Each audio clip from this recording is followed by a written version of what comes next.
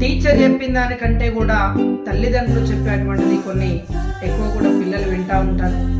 కాబట్టి ఒక్కసారి నేను చెప్పేటువంటి దీన్ని అబ్జర్వ్ చేయండి. ఫస్ట్ బేసిక్ ఇంగ్లీష్ అనగానే letters, words and also sentences. ఇక్కడ చూడండి మరి how many letters are in English has 26 letters. 5 letters are called vowels. Remaining 21 letters are consonants. మరి which are 5 letters are vowels? A, E, I, O, U. వీటిని మనము vowels అనేసి అంటా ఉన్నాం. Remaining up to Z వరకు, B నుంచి Z వరకు ఉన్నటువంటి రిమైనింగ్ 21 letters ను మనం ఏమంటా ఉన్నాం అనేసి అంటే కాన్సోనెంట్స్ అని అంటా ఉన్నాం. సో ఈ బేసిక్ ఖచ్చితంగా అవసరం ఉంది. మనం ఆర్టికల్ చెప్పేటప్పుడు ప్రొనౌన్సియేషన్ నేర్చుకోవాలి అనేసి అంటే ఫస్ట్ వోవెల్స్ ఏవి, కాన్సోనెంట్స్ ఏవేదో నేర్చుకోవాల్సినటువంటి అవసరం ఉంది మీ పిల్లలు. మరి ఇక్కడ చూడండి, బేసిక్ గా ఇంగ్లీష్ లో ఎన్ని వర్డ్స్ ఉంటాయంటే చెప్తా ఉంటారు, చాలా వర్డ్స్ ఉంటాయి. చాలా మంది చెప్తా ఉంటారు ఇన్ఫినిట్ సార్ అని చెప్తా ఉంటారు. But it is not correct. Just only 8 words in English లో ఎన్ని వర్డ్స్ ఉన్నాయి?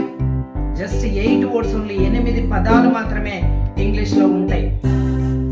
How to divide this only 8 words according to their function.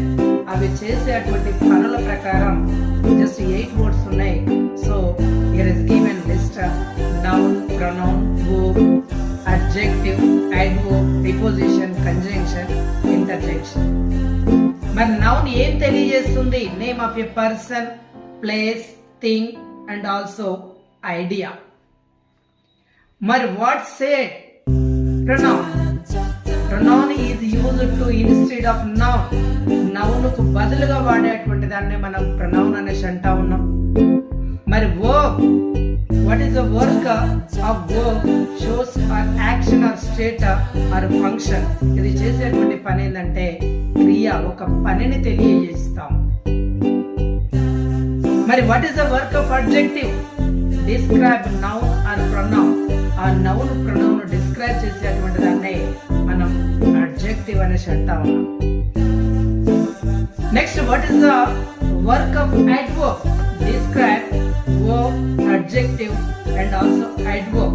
ఈ మూడింటిని డిస్క్రైబ్ చేసేటువంటి దాన్ని మనం adverb అనేసి అంటా ఉన్నాం.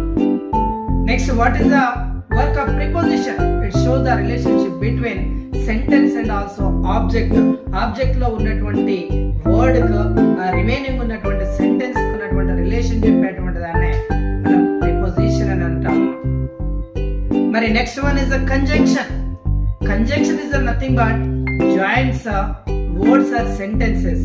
అంటే కొన్ని వర్డ్స్ గాని సెంటెన్సెస్ గాని కలిపేటువంటి దాన్ని మనం కంజంక్షన్ అని అంటా ఉన్నాం. So last one is interjection. Express sudden feelings or emotions. So like this is ఇక్కడ ఏంటంటే సడన్ ఫీలింగ్స్ ఏవైతే చెప్తా ఉంటామో వాటిని మనం ఏమంటా ఉన్నాం అనేసి అంటే ఇంటర్జెక్షన్ అని అంటా ఉన్నాం. మరి ఇంగ్లీష్ లో ఉన్నటువంటి సెంటెన్సెస్ ఎన్ని? How many sentences are in English? So చాలా వరకు కూడా తెలియదు. ఇక్కడ చూడండి, మనం ఒకసారి దీన్ని అబ్జర్వ్ చేసుకుంటా ఉంటే మరి ఇంగ్లీష్ లో ఉన్నటువంటి సెంటెన్సెస్ ఎన్ని అనేసి అంటే జస్ట్ 4 types అండి. 4 types according to function and also according to structure. Structure పరంగా చూసినా, అది చేసేటువంటి పని పరంగా చూసినా గానీ మనకు ఉన్నటువంటి సెంటెన్సెస్ 4 ఉన్నాయి.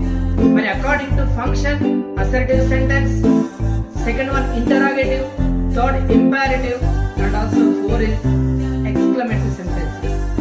మరి which is the assertive sentence? make a statement. ఒక స్టేట్మెంట్ అని ఇచ్చేటువంటి దాన్ని అసర్టివ్ సెంటెన్స్ అంటాం.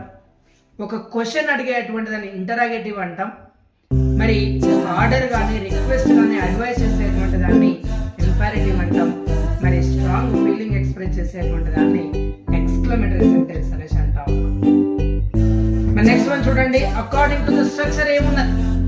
Simple sentence, compound sentence, complex sentence and also compound complex sentence. So ఇవన్నీ కూడా మనం నేర్చుకోవాల్సినటువంటి అవసరం ఉంది ఇది కూడా మీరు మీ పిల్లలకు ఒకసారి చెప్పుకోవాల్సినటువంటి అవసరం. నెక్స్ట్ మీకు ఒక 4 సెంటెన్సెస్ ఇక్కడ ఇవ్వడం జరిగింది. మరి 4 సెంటెన్సెస్ కూడా చాలా ఇందులో మరి స్ట్రక్చర్ ఏముంది, మరి ప్రతి సెంటెన్స్ లో కూడా మరి సెంటెన్స్ అనగానే చాలా మంది చెప్తా ఉంటారు సబ్జెక్ట్, వర్బ్, ఆబ్జెక్ట్ ఉండాలి అని చెప్తా ఉంటారు. మరి కొన్ని సెంటెన్సెస్ లో మరి ఆబ్జెక్ట్ లేకపోయినా కానీ కంప్లీట్ సెన్స్ ఇచ్చేటువంటి దాన్ని సెంటెన్స్ అని అంటా ఉన్నాం.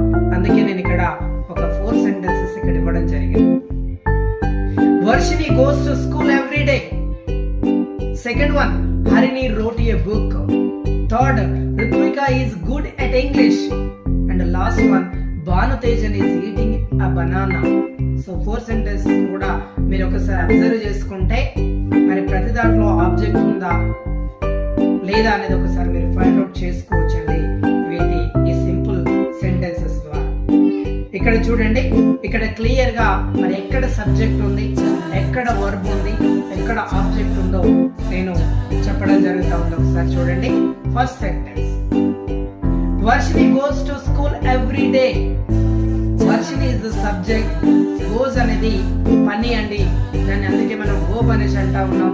మరి ఇక్కడ ఆబ్జెక్ట్ లేదు, ఎందుకంటే దీనికి ఒక రూల్ తెలిసి ఉండాలి. నేను మిగతా క్లాస్ లో ఇదంతా కూడా నెక్స్ట్ క్లాస్ లో నేను అప్లోడ్ చేస్తాను. Harini wrote a book. Harini is the subject, wrote అనేది ఒక పని, అదొక యాక్షన్ కాబట్టి దాన్ని వర్బ్ అంటాం. మరి ఇక్కడ ఆబ్జెక్ట్ ఉంది, ఆ బుక్ అనేది. So next one, third one, Ruthvika is good at English. ఇందులో ఆబ్జెక్ట్ లేదు, but here is a subject and also verb is there. Subject is Ruthvika and verb is is. So next one, Bhanu Tejan is eating a banana. So ఇక్కడ subject ఉంది, verb ఉంది, object ఉంది.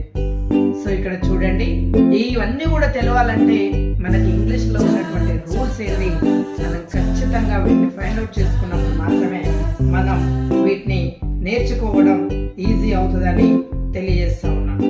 So ఇక్కడ చూడండి, regular గా నేను మీకోసం ఈ ఛానల్ ద్వారా ఒక 30 డేస్, ఒక 1 మంత్ లో నేను ఈ కోర్సు మొత్తం కంప్లీట్ చేస్తాను. సో ప్రతి ఒక్క పేరెంట్ కి షేర్ చేయండి. ఒక రీల్స్ చూసి టైం వేస్ట్ చేసేటువంటి బదులు మరి మీకు ఇది ఖచ్చితంగా మీ పిల్లలకు ఉపయోగపడుతుంది కాబట్టి